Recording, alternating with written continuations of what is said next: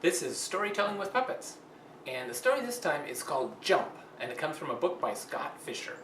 It's a nice story to tell, especially to say ages 3 and 4, but 2-year-olds are fine with it too, even 1-year-old. It's very simple to tell.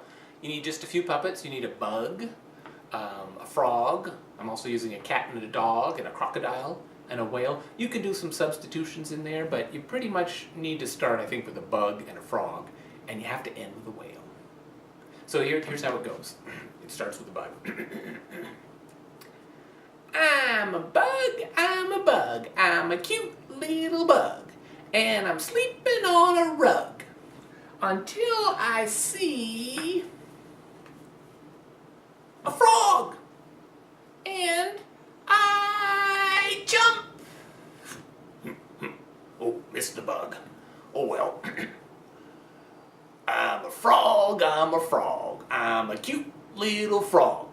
So this sort of starts with a pattern that gets repeated throughout the rest of the story. One guy will come out, sing his little song, other guy comes along, almost gets him, the first guy jumps away, and then the next guy sings the same song. So it's a really easy one to tell and to memorize. It does have rhymes, but the pattern is so strict that it's easy to remember. So, I'm a frog, I'm a cute little frog, and I'm sleeping on a log until I see a cat, and I jump. Oh, I missed that frog. Well, I'm a cat. Now, one thing, if you know the book, you might have noticed a difference. In the book, each of the animals actually catches the other one and swallows them, although they all come out later. To do it with puppets, that's just a little harder to do, especially the part where they all come out later. So I just have them do a little chase, and that seems to work pretty well. I'm a cat, I'm a cute little cat, and I'm sleeping on a mat until I see a dog. And when each new animal comes along and he says, I see a dog, it's nice to sort of do that double take where they both look at each other, look at the audience, and back at each other. So you really sort of capture that moment right there for the audience. I see a dog, and I jump. Oh, I missed that cat.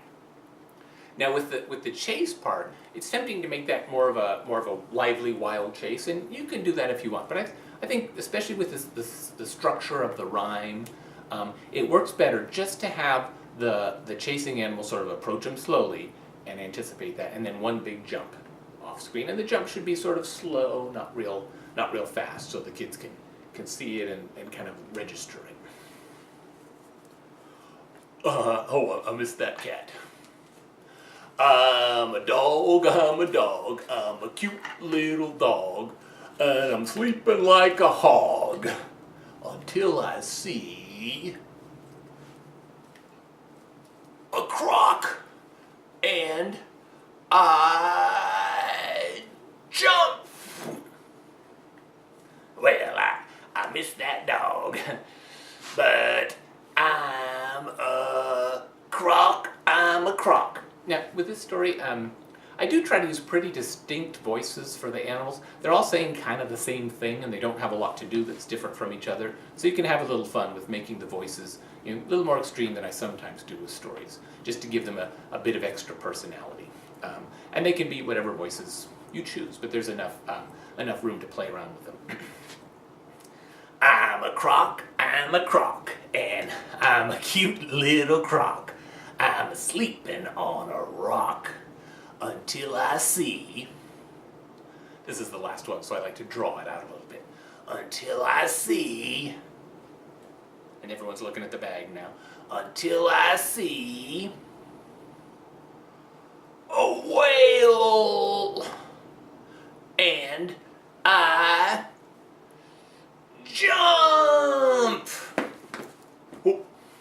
Well, I guess I missed that croc, but that's okay, because I'm a whale, I'm a cute little whale. I'm about to set sail because this is the end of this jumpy little tale. Jump! And that's how the story ends. So, like I mentioned in the book, everyone comes out of the whale. Everyone's been swallowed by each other and they all come out of the whale. But I think this works pretty well, and it's a lot simpler and easier to manage with puppets. The one other thing about puppet management with this is because animals are coming to meet each other from opposite sides, you want to kind of lay them out right in the beginning. So bug is on one side, meets frog, frog stays on this side, you pick up cat from your right hand and dog from your left hand, putting them in two groups on both sides of your chair or however you're telling the story makes it a lot easier to manage the puppets. But it usually means you have to have two bags or boxes or whatever you use to hold your puppets. And but other than that, it's a pretty simple story. It almost tells itself. And that's just one way to tell the story called Jump by Scott Fischer with puppets.